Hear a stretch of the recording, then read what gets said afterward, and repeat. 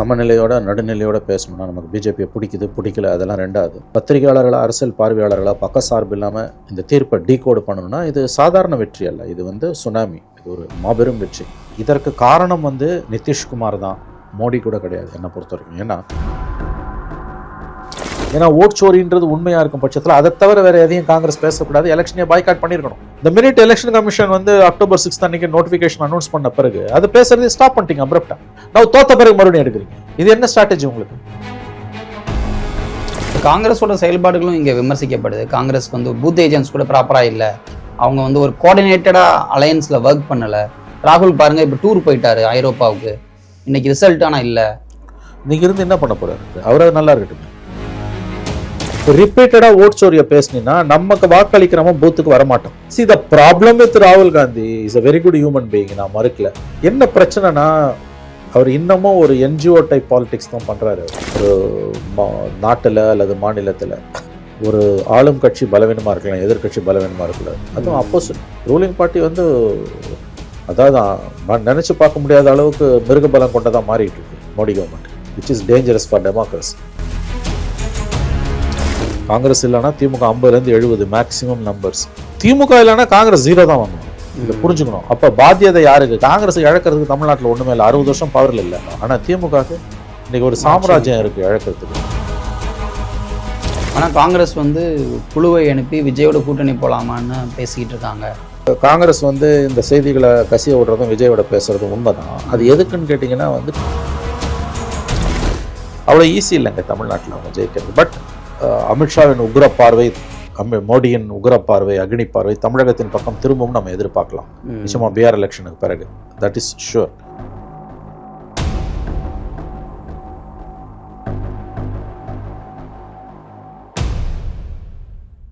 ஆச்சி அதிரசமா விடுங்க, கையில தட்டி சூடான எண்ணெயில பொரிச்சா அதிரசம் ரெடி. இந்த டிபேட் நேயர்களுக்கு வணக்கம். பீகாரில் நடந்த தேர்தலில் நிதிஷ்குமார் தலைமையிலான அந்த கூட்டணி, என்டிஏ கூட்டணி வெற்றி பெற்று ஆட்சி அமைக்க போகிறாங்க. ரிசல்ட்ஸ் ஏறக்குறைய விட்டது. இது குறித்தெல்லாம் பேசுவதற்காக மூத்த பத்திரிகையாளர் திரு மணியர்கள் அடைஞ்சிருக்காங்க. சார் வணக்கம். வணக்கம் மனோஜ். சார், நிதிஷ்குமார் ஏறக்குறைய ஒரு 4-5 டேர்மாக அங்கே சீஃப் மினிஸ்டராக இருக்கார். கடும் அதிருப்தின்னாங்க. ராகுல் அங்கே போனப்போ செம்ம கூட்டம் வந்துச்சுன்னாங்க. இவ்வளவையும் தாண்டி நிதிஷ் அங்கே வெற்றி பெற்றிருக்கார். பிஜேபியினுடைய அந்த என்டிஏ கூட்டணின்றது ஒரு நல்ல ஸ்வீப்பை எடுத்திருக்காங்க. ஆல்மோஸ்ட் காங்கிரஸ் வைப்ட் அவுட்டாங்க. நிதிஷ் வெற்றிக்கு என்ன காரணம்னு நினைக்கிறீங்க? முதல்ல இது சாதாரண வெற்றி அல்ல, இது ஒரு சுனாமி. உண்மையிலேயே நம்ம சமநிலையோட நடுநிலையோட பேசணும்னா நமக்கு பிஜேபியை பிடிக்குது பிடிக்கல அதெல்லாம் ரெண்டாவது. பத்திரிகையாளர்களாக அரசியல் பார்வையாளர்களாக பக்கசார்பு இல்லாமல் களத்தை அவதானிக்கணும் அப்படின்னா, இந்த தீர்ப்பை டீகோடு பண்ணணும்னா இது சாதாரண வெற்றி அல்ல, இது சுனாமி, இது ஒரு மாபெரும் வெற்றி. ஆங்கிலத்தில் லேண்ட்ஸ்லைடுன்னு இதை சொல்லலாம். நீங்கள் ஒப்புக்கொள்வீர்கள் நான் நம்புகிறேன். நீங்கள் ஒரு பத்திரிகையாளர்னால நீங்கள் ஒப்புக்கொள்வீர்கள் என்று நான் நம்புகிறேன். இதற்கு காரணம் நிதிஷ்குமார் தான், மோடி கூட கிடையாது என்னை பொறுத்த வரைக்கும். ஏன்னா 2005 பதவியேற்றதுலேருந்து இந்த 25 இது 2025 20 ஆண்டுகள் 5வது முறையாக ஒருவர் தேர்ந்தெடுக்கப்படுகிறார்னா நிச்சயமாக அவர் ஏதோ ஒரு இடத்துல அந்த மக்களோட வாழ்க்கையில் ஒரு தாக்கத்தை, ஒரு மாற்றத்தை, ஒரு முன்னேற்றத்தை ஏற்படுத்தியிருக்கார். 2005 அவர் அதிகாரத்துக்கு வந்த பிறகு 2007 பெண் குழந்தைகளுக்கு, பள்ளி குழந்தைகளுக்கு சைக்கிள்ஸ் கொடுக்க ஆரம்பிக்கிறார். அதுலேருந்தே அந்த affirmative action aimed at uplifting the life of women, பெண்களை முன்னேற்றுவதற்கான திட்டங்களை அவர் ஒரு தொலைநோக்கு பார்வையுடன் செயல்படுத்த தொடங்குகிறார். ஏன்னா அதற்கு முன்னால் 95லேருந்து 2005 வரைக்கும் அங்கே உண்மையிலே ஒரு காட்டாட்சி தான் நடந்தது. லல்லு பிரசாத் யாரோ சமூக நீதி காவலர், அத்வானி அரெஸ்ட் பண்ணார், மதசார்பற்றவர், அதெல்லாம் கரெக்டு. ஆனால் நிர்வாகம்னு வரும்போது ஊழலும் சட்டம் ஒழுங்கு சீர்கேடு அராஜகமும் தலைவிரித்து ஆடியது. இன்ஃபேக்ட் 98, 99, 2000 ஆண்டுகள் வாஜ்பாய் ஆட்சி காலத்தில் நூற்றுக்கணக்கான தலித்துகள் மற்றும் இதர ஜாதியினர் கொல்லப்பட்டார்கள். அந்த வயலன்ஸ்லாம் இப்போ இருக்க தலைமுறைக்கு தெரியாது. எனக்கு நன்றாக நினைவு இருக்கிறது, தொடர்ந்து 2 முறை 100க்கு 100+ 110 பேர் ஒரு தடவை 102 பேர் என்னமோ வெட்டி கொல்லப்பட்டார்கள். அப்போ டிஸ்மிஸ் பண்ணுறதுக்கு வாஜ்பாய் கவர்மெண்ட் அன்றைய குடியரசுத் தலைவர் KR நாராயணன் எனக்கு பரிந்துரை அனுப்பிய பொழுது இதை நீங்கள் ஏன் மறுபரிசீலனை செய்யக்கூடாதுன்னு KR நாராயணன் திருப்பி அனுப்பினப்போ அதை மதித்து அந்த முறை டிஸ்மிஸ் பண்ணுற முடிவை வாஜ்பாய் கவர்மெண்ட்டு கைவிட்டது. இது 98 எனக்கு நன்றாக நினைவு இருக்கிறது. பட் அதுக்கு பிறகு ஒரு 6 மாதம் பொறுத்து மறுபடியும் டிஸ்மிஸ் பண்ணாங்க. ஏன்னா அந்த அளவுக்கு சட்டம் ஒழுங்கு கற்பனை பண்ண முடியாத அளவுக்கு சந்திச்சிருச்சு. உண்மையிலே ஜங்கிள் ராஜ்னு இன்றைக்கி இவங்க சொல்கிறது உண்மைதான். அந்த அளவுக்கு அன்றைக்கி மோசமாக இருந்தது. வளர்ச்சி என்பது கிட்டத்தட்ட அறவே இல்லாமல் தான் இருந்தது. இந்த புலம்பெயர் தொழிலாளர்கள் பீகாரை விட்டு வெளியில் வர போக்குன்றது அப்போ தான் ரொம்ப அதிகமாக ஆரம்பிக்குது 98 99. 2005 வந்து நிதிஷ் வந்த பிறகு பிஜேபி ஆட்சியோட உண்மையிலே வந்து வளர்ச்சி திட்டங்கள் பெரிய அளவில் செயல்படுத்தப்பட தொடங்கின. பெண்களை குறிவைத்து செயல்படுத்தப்பட்ட திட்டங்கள்,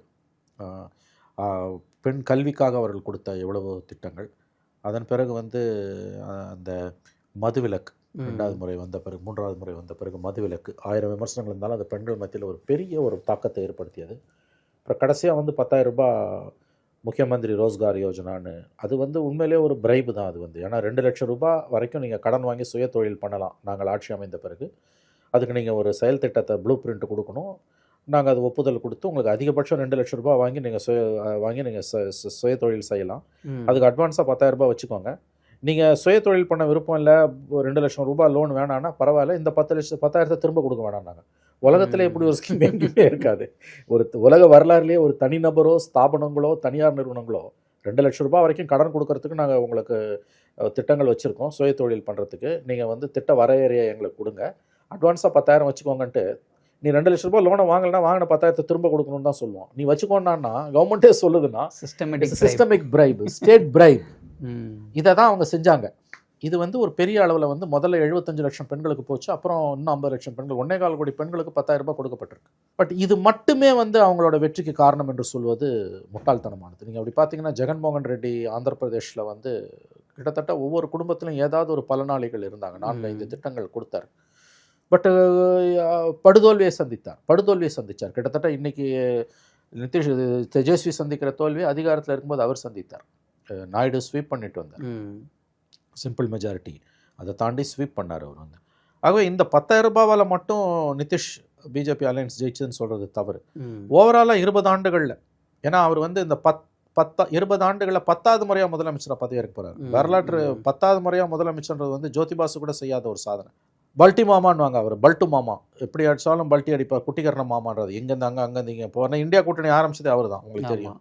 2 வருஷம் வந்துட்டு மறுபடியும் அங்கே ஓட்டார் அவர் ஏதோ ஒரு காந்தமான ஒரு சக்தி, ஒரு ஈர்ப்பு, ஒரு செல்வாக்கு மக்களிடம், குறிப்பாக பெண்களிடம் அவருக்கு இருக்கிறது. ஒரு லாலுவோட காட்டாட்சிக்கு பிறகு 2005-25 உண்மையிலேயே வந்து பீகாரில் வளர்ச்சியும் குறிப்பாக பெண்கள் வாழ்க்கையில் ஓரளவுக்கான முன்னேற்றமும் ஏற்பட்டதுக்கு நிதிஷ்குமார் தான் ஒரு காரணம். ஒன்றுமே இல்லாமல் ஒரு மனிதன் 20 ஆண்டுகளில் 10 முறை முதலமைச்சராக பதவி ஏற்பதும், எந்த கூட்டணி மாறினாலும் அவன் மீண்டும் மீண்டும் வெற்றி பெறுவதும், 5வது முறையாக தேர்தலை சந்திக்கிற ஒரு கூட்டணி, நன்றாக ஞாபகம் வைத்துக் கொள்ளுங்கள். 2005, 10, 15, 20, இது 25, 5வது முறையாக தொடர்ந்து தேர்தலை சந்திக்கிற ஒரு கட்சி கூட்டணியுடன் லேண்ட்ஸ்லைடு வெற்றி. 2010 இதே மாதிரி வெற்றி தான். அப்பயாவது 2வது முறை, இது 5வது முறை லேண்ட்ஸ்லைடுன்றது வந்து சுனாமி வெற்றி. இது ஆக்சுவலி இவங்க ஆர்ஜேடியும் இவங்களும் சேர்ந்து பெற்றதை விட இது பெரிய வெற்றி. ஆர்ஜேடி நிதிஷ் சேர்ந்து பெற்றதை விட இது பெரிய வெற்றி. நிதிஷ் யாரோட இருக்காங்களோ அவங்க ஜெயிப்பாங்க. நிதிஷும் லாலுவும் ஒன்றா இருந்தாங்கன்னா, ஆர்ஜேடி இருந்தாங்கன்னா இன்றைக்கி அவங்க ஜெயிச்சிருப்பாங்க. மற்ற மாநிலங்களில் பிஜேபி ஜெயிக்கிறதுக்கு, பிஜேபி ஜெயிக்கிறதுக்கு மோடியோட பர்சனாலிட்டி, பாப்புலாரிட்டி ஒரு காரணம்.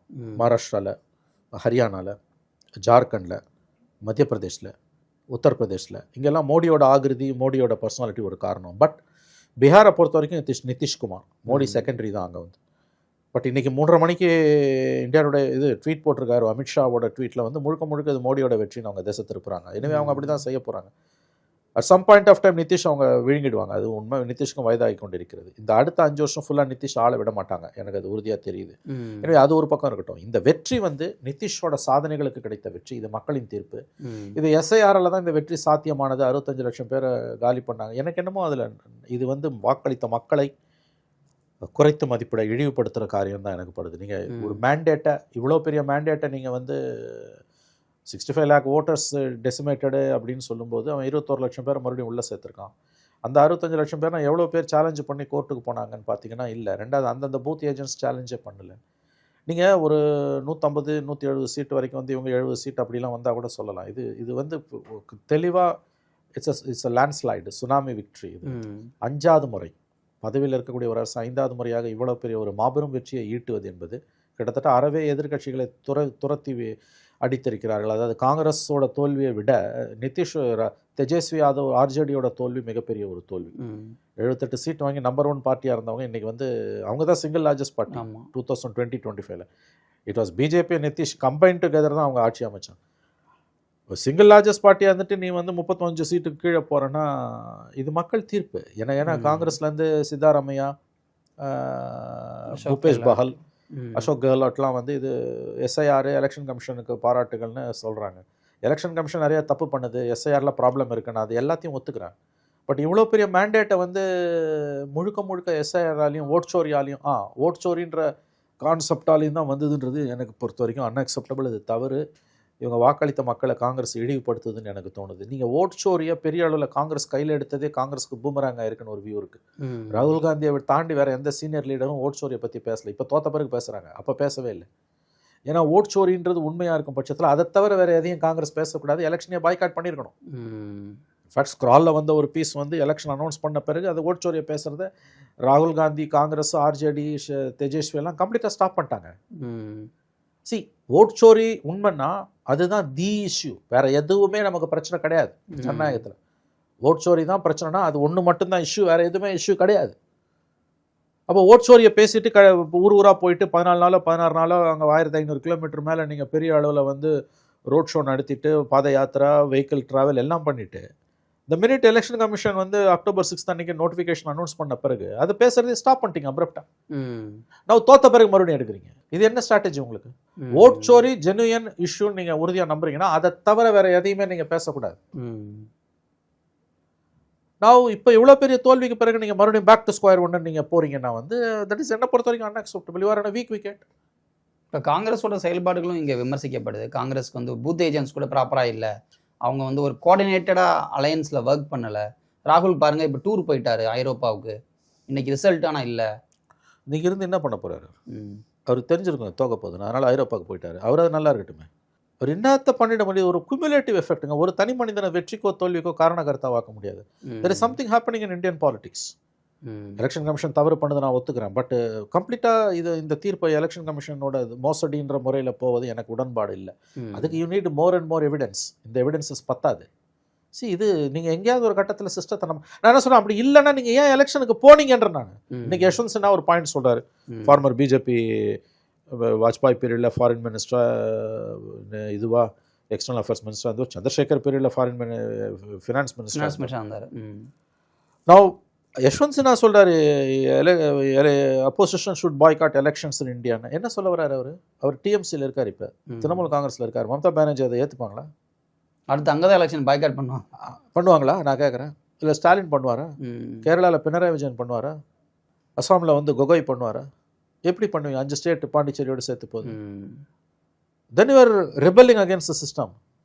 Then it's an open call for revolution. When you are boycotting the elections, what's the logical step? Next logical step, throw away the system. Then they will impose sedition. Elections boycott பண்றதுன்றது வந்து ரொம்ப ரொம்ப ரொம்ப சீரியஸான ஒரு decision. How can you go for it? எனக்கு தெரிஞ்சு நான் ஓட்சோரின்னு வரும்போது காங்கிரஸ்க்குள்ளே 2 வியூ இருக்குன்னு கேள்விப்பட்டேன் நான். அதாவது வந்து ராகுல் காந்தி ரொம்ப அதிகமாக ஓட்சோரியை எம்பசைஸ் பண்ணி பேசுறது காங்கிரஸ் லீடர்ஸ்க்கு பிடிக்கல. ஏன்னா people lose faith in the system.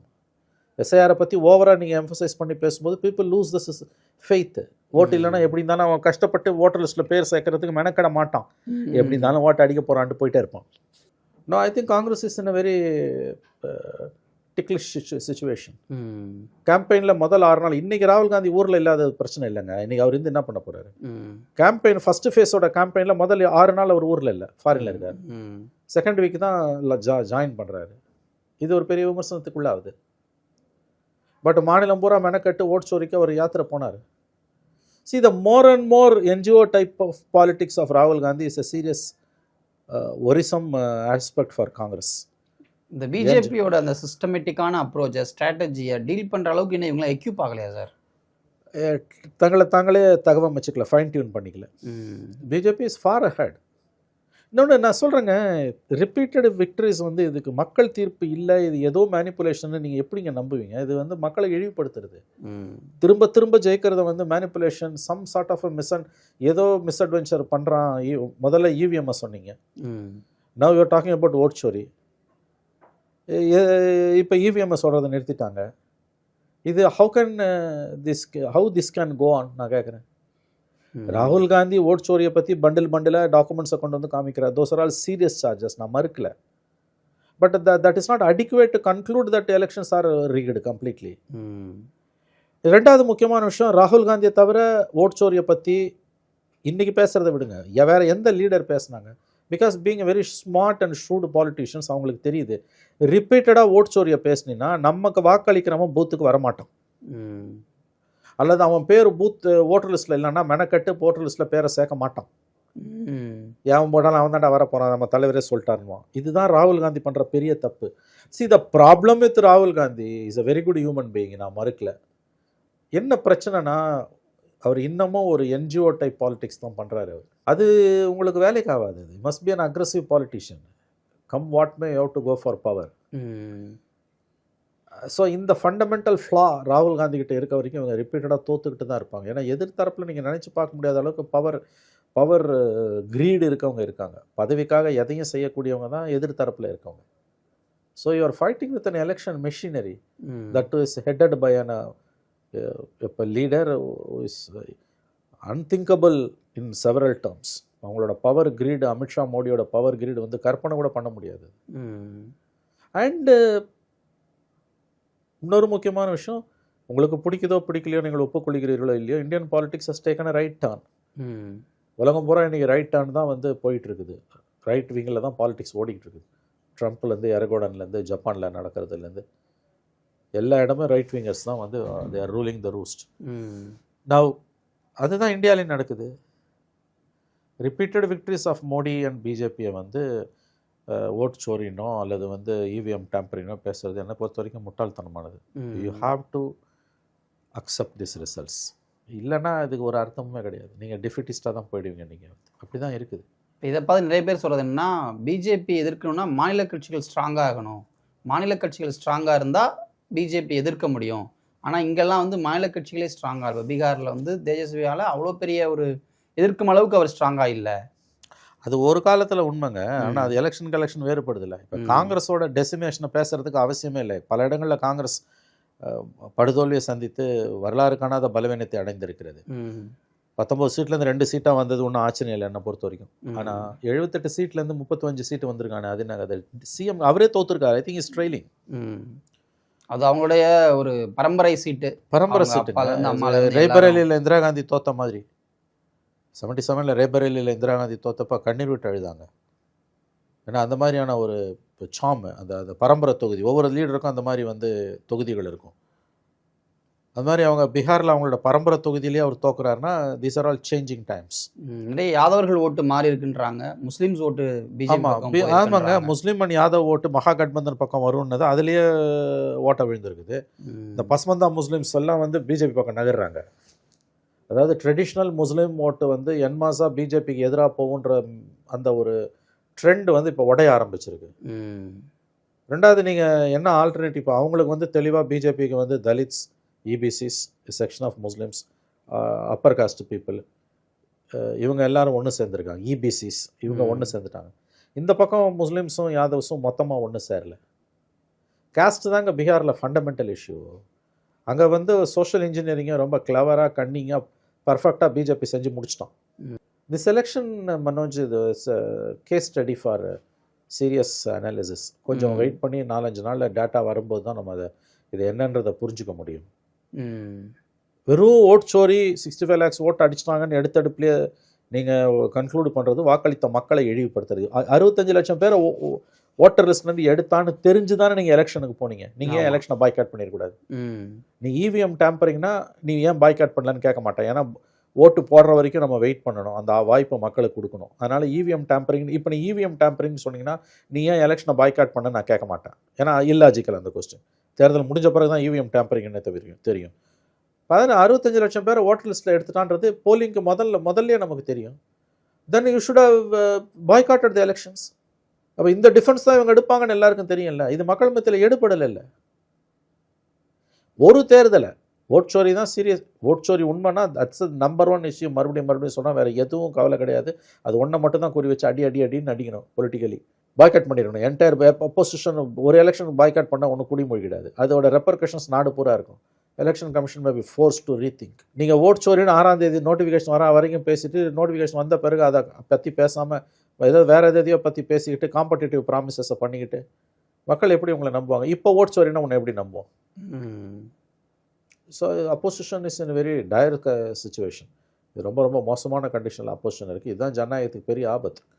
ஒரு நாட்டில் அல்லது மாநிலத்தில் ஒரு ஆளும் கட்சி பலவீனமாக இருக்கலாம், எதிர்கட்சி பலவீனமாக இருக்கக்கூடாது. அதுவும் ரூலிங் பார்ட்டி வந்து அதாவது நினச்சி பார்க்க முடியாத அளவுக்கு மிருகபலம் கொண்டதாக மாறிட்டு இருக்கு Modi government, which is dangerous for democracy. மறுபடியும் எதிர்கட்சி ஒற்றுமையை பற்றி இன்னும் சீரியஸாக திங்க் பண்ண வேண்டிய நேரம் தான் வந்திருக்குது. இப்போ இந்த எலெக்ஷன்ஸுக்கு பிறகு தமிழ்நாட்டிலையும் காங்கிரஸை வந்து டிஎம்கே வந்து சரியாக டீல் பண்ணணும், பாருங்கள் அவங்களுக்கு இங்கே ஒன்றுமே இல்லை, இங்கே அதிக சீட்டு கொடுக்காதீங்க அப்படின்ற ஒரு விஷயங்கள் வந்து இன்டர்நெட்டில் நிறைய திமுக ஆதரவாளர்கள் போடுறாங்க. திமுக அண்ட் காங்கிரஸ் இடையில் அது ஒரு சின்ன ஃபைட்டாகவும் போகுது. அந்த அளவுகோல் இங்கே பொருந்துமா சார்? பொருந்தாது, முழுக்க முழுக்க பொருந்தாது. ஏன்னா இங்கே காங்கிரஸை நம்பி தான் திமுக இருக்குது, நல்லா ஞாபகம் வச்சுக்கோங்க. திமுகவை நம்பி தான் காங்கிரஸ் இருக்குது. உதாரணத்துக்கு திமுக இல்லைன்னா 234லேயும் காங்கிரஸ் 0. ஆனால் காங்கிரஸ் இல்லைன்னா திமுக ஒரு 60லேருந்து 70 சீட் ஜெயிக்கலாம், அதுக்கு மேலே ஜெயிக்க முடியாது. எல்லா தொகுதியிலையும் காங்கிரஸுக்கு வந்து மினிமம் 3000லேருந்து 10,000 ஓட்டு வரைக்கும் இருக்கும் எல்லா தொகுதியிலையும். காங்கிரஸோட ஓட்ஸ்ன்றது கான்ட்ரிபியூட்டரி ஃபேக்டர். அந்த ஓன் திமுக ஜெயிச்சது 89 மட்டும்தான், மூப்பனார் தனியாக நின்று. அப்போ எதிர்க்க ஜெயலலிதாவும் ஜானகியும் பிரிஞ்சதால் திமுக ஜெயிச்சது. ஸோ ஆன் தர் ஓன் அவங்க ஜெயிச்சதே கிடையாது. 67க்கு பிறகு அவங்க ஜெயிச்சதே கிடையாது. 77ல் 67க்கு பிறகு 71ல் இந்திரா காந்தி காங்கிரஸோட கூட்டணி வச்சு அவங்க மொத்தமாக சரண்டர் பண்ணிட்டு அசம்பிளியை பார்லிமெண்ட்டுக்கு மட்டும் 10 சீட்டு ஜெயித்தாங்க. 80ல் 110 வச்சு தோத்தாங்க. 89 மட்டும்தான் அவங்க, அது வந்து ரெட்டைலன்ற சின்னம் முடங்கினதுனால வந்த வெற்றி அது வந்து. So entire history of DMK அவங்க காங்கிரஸ் இல்லாமல் ஜெயிச்சது 2 எலெக்ஷன், 67ம் 89 மட்டும்தான். 96ல் வந்து மூப்பனாரால் ஜெயிச்சாங்க, விச் இஸ் அ காங்கிரஸ் ஓட்டு. 2006ல் காங்கிரஸால் தான் ஜெயிச்சாங்க. 2021ல் காங்கிரஸால் தான் ஜெயிச்சாங்க. அதனால் காங்கிரஸ் இல்லைன்னா திமுகவால் ஜெயிக்க முடியாது, ஆட்சியை பிடிக்க முடியாது. 60லேருந்து 70 சீட் வருவாங்க. காங்கிரஸ் திமுக இல்லைன்னா காங்கிரஸ் 0 வாங்கும். காங்கிரஸ் இல்லைன்னா திமுக 50லேருந்து 70 வாங்கலாங்க. காங்கிரஸ் இல்லைன்னா திமுக 50லேருந்து 70 மேக்ஸிமம் நம்பர்ஸ். திமுக இல்லைன்னா காங்கிரஸ் 0 தான் வாங்குவாங்க. இதை புரிஞ்சுக்கணும். அப்போ பாத்தியதை யாருக்கு? காங்கிரஸ் இழக்கிறதுக்கு தமிழ்நாட்டில் ஒன்றுமே இல்லை. 60 வருஷம் பவரில் இல்லை, இன்னும் 5 வருஷம் பவர் இல்லாமல் இருக்கிறதால ஒன்றும் குடிமொழி கிடையாது. அசம்பிளியில் ரெப்ரசன்டேஷன் இருந்தாலும் இருந்தால் ஒன்று தான், இல்லாட்டியும் ஒன்று தான். ஆனால் திமுகவுக்கு இன்றைக்கி ஒரு சாம்ராஜ்யம் இருக்குது, இழக்கிறதுக்கு சாம்ராஜ்யம், எம்பையர் இருக்குது திமுகவுக்கு. அதனால் காங்கிரஸை நக்கல் பண்ணி திமுக நண்பர்கள் காலையிலேருந்து இணையத்தில் எழுதிட்டு இருக்காங்க. நாங்கள் அவர்கள் அரசியல் புரிதல் இல்லாமல், ரொம்ப கண்ணியமாக சொல்கிறதுனா இப்படியெல்லாம் எழுதி கொண்டிருக்கிறார்கள். காங்கிரஸ்ன்றது இதை தாண்டி, இந்த நம்பர்ஸை தாண்டி ஒரு மாரல் சப்போர்ட்டாகவும் டிஎம்கேக்கு இருக்குதா? 100%. இப்போ காங்கிரஸ் இல்லைன்னா திமுகவோட நம்பகத்தன்மை அதில் பாதாளத்துக்கு போகும். மைனாரிட்டிஸ் ஓட்டு திமுகவுக்கு போகிறது, காங்கிரஸ் இல்லைன்னா போவாது. அவங்க என்ன நினைப்பாங்கன்னா, நாளைக்கு பிஜேபியோட ஸ்டாலின் போக போகிறார், அதற்கான முதல் படியாகத்தான் காங்கிரஸை கழட்டி விட்டிருக்கிறார்னு நினைப்பாங்க. காங்கிரஸுக்கு திமுகவுக்கு நம்பகத்தன்மையை ஏற்படுத்தி இருப்பது காங்கிரஸ் கட்சி, குறிப்பாக சிறுபான்மையினர் மக்கள் மத்தியில், தலித் மக்கள் மத்தியில். காங்கிரஸ் இல்லைன்னா அந்த நம்பகத்தன்மை திமுக இருக்காது. அதை நான் மறுபடியும் சொல்கிறேன், திரும்பவும் சொல்கிறேன், திமுக இல்லைன்னா காங்கிரஸ் 0. ஆனால் காங்கிரஸ் இல்லைன்னா திமுக அதிகபட்சம் 50லேருந்து 70 சீட் வரும், எதிர்கட்சியாக தான் வந்து உட்காரும். காங்கிரஸ் இல்லாமல் ஒருபோதும் திமுகவால் ஆட்சியை தக்க வைக்க முடியாது. ஆனால் காங்கிரஸ் வந்து குழுவை அனுப்பி விஜயோட கூட்டணி போகலாமான்னு பேசிக்கிட்டு இருக்காங்க. அப்படிலாம் செய்திகள் பரவும்பொழுது இது இன்னும் வீரியமாக பரப்பப்படுது திமுக. அதாவது அந்த காங்கிரஸ் வந்து இந்த செய்திகளை கசிய விடுறதும் விஜயோட பேசுகிறதும் உண்மை தான். அது எதுக்குன்னு கேட்டிங்கன்னா வந்து கூட சீட் வாங்குறதுக்கு. சோனியா காந்தியும் ராகுல் காந்தியும் ஸ்டாலினோட அவங்களுக்கு ஒரு பெர்ஃபெக்ட் அண்டர்ஸ்டாண்டிங் இருக்குது. அதை அவங்க இழக்க மாட்டாங்க. விஜய் மாதிரி ஒரு அன்டெஸ்டட் பிளேயரோட 26ல் சத்தியமாக காங்கிரஸ் போகாது, நான் நம்புகிறேன். இதுக்கு பீகார் எலெக்ஷன்லாம் ஒரு இஷ்யூவே கிடையாது. 29ல் அவங்களுக்கு 10 சீட்டு வேணும், அதுக்கு காங்கிரஸுக்கு திமுக அஷூரன்ஸ் பண்ணுவாங்க.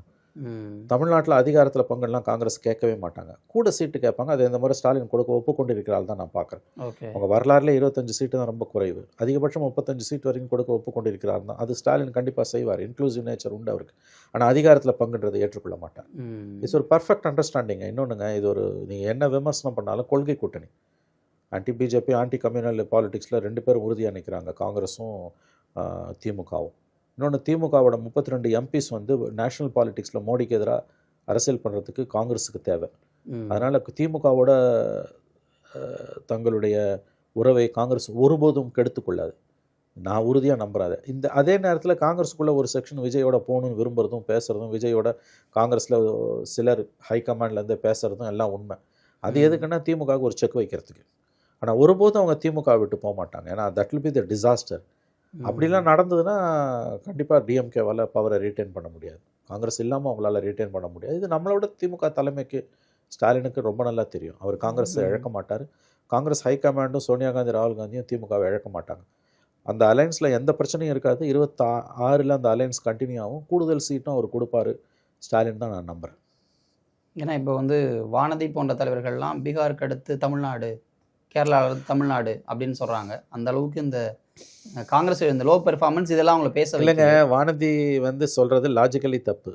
ஏன்னா பீகாரில் நடந்தது இங்கே நடந்ததுன்னா திமுக தான் ஜெயிக்கும். பீகாரோட லெசன் என்ன? Ruling party retaining power. It is not NDA. அப்படி பார்க்கக்கூடாது. ரூலிங் பார்ட்டி பவரை ரீட்டைன் பண்ணுது, திமுகவும் பவரை ரீட்டைன் பண்ணுது. வானதி சொல்கிறது கரெக்டு. ஆனால் அது பிஜேபிக்கு இல்லைம்மா, திமுகவுக்கு சாதகமா. பல நாளை திமுகன்னு வானதி சொல்லியிருந்தாங்கன்னா அது வானதிக்கு வந்து கூடுதல் புகழை சேர்த்துருக்கும். இவங்க எங்கே எது நடந்தாலும் அடுத்து தமிழ்நாட்டில் என்டிஏன்னு வாங்க. உகாண்டாவில் எவனா ஜெயிச்சா கூட தமிழ்நாட்டில் என்டிஏ ஜெயிக்குதுன்னு தான் பிஜேபியில் இருக்க நண்பர்கள் பேசுவாங்க. அவ்வளோ ஈஸி இல்லைங்க தமிழ்நாட்டில் அவங்க ஜெயிக்கிறது. பட் அமித்ஷாவின் உக்ர பார்வை, மோடியின் உக்ர பார்வை, அக்னி பார்வை தமிழகத்தின் பக்கம் திரும்பவும் நம்ம எதிர்பார்க்கலாம். நிச்சயமாக பிஆர் எலெக்ஷனுக்கு பிறகு. That is sure. அது எனக்கு நல்லாவே தெரியுது. ஏன்னா இட்ஸ் அ மாரல் பூஸ்ட் என்டிஏக்கு. Psychologically they have an upper hand. இப்போ பாருங்கள், 11 மணிக்கு காலையில் ஒரு விஷுவல் வருது. பட்னாவில் பிஜேபி ஆஃபீஸ் வாசலில் ஏடிஎம்கே காரங்க, கோயம்புத்தூர்லேருந்து போன ஏடிஎம்கே பிஜேபி நண்பர்கள் அங்கே ஸ்வீட்டு கொடுத்துட்டு ஏடிஎம்கே கொடி எடுத்து ஆட்டுறாங்க, பேட்டி கொடுக்குறாங்க. அடுத்து எடப்பாடி தான் தமிழ்நாட்டில் என்டிஏ வெற்றின்றாங்க. பார்த்தீங்களா அந்த விஷுவல்? 11 மணிக்கு இந்தியா டுடே விஷுவல்ஸில் பார்த்தேன் நான். இந்தியா டுடே தொலைக்காட்சி நிறைய தொலைக்காட்சியில் காமிச்சிட்டு இருந்தாங்க. பிஜேபி செலிப்ரேஷன்ஸ் பட்னாவில் பிஜேபி ஹெட் குவார்ட்டர்ஸில் ஏடிஎம்கேவும் போய் கலந்துக்குது. இது வந்து ஏடிஎம்கே பிஜேபி அலையன்ஸுக்கு ஒரு பூஸ்ட் மனோஜ். இந்த குட்டி குட்டி கட்சிகள்லாம் ஆசோலேஷனில் இருந்தவங்க இப்போ பிஜேபி ஏடிஎம்கே போய் என்டிஏ நோக்கி நகருவாங்க. தெளிவாக தெரிஞ்சு போச்சு. பாமக, தேமுதிக போன்ற கட்சிகள் அவங்களோட 2019 அலைன்ஸ் உருவாவதற்கு வாய்ப்புகள் இருக்கின்றன. ஓகே, லெட்ஸ் சீ நடக்கின்றதை பொறுத்திருந்து பார்க்கலாம். நேரத்துக்கும் கருத்து. நன்றி மனோஜ்.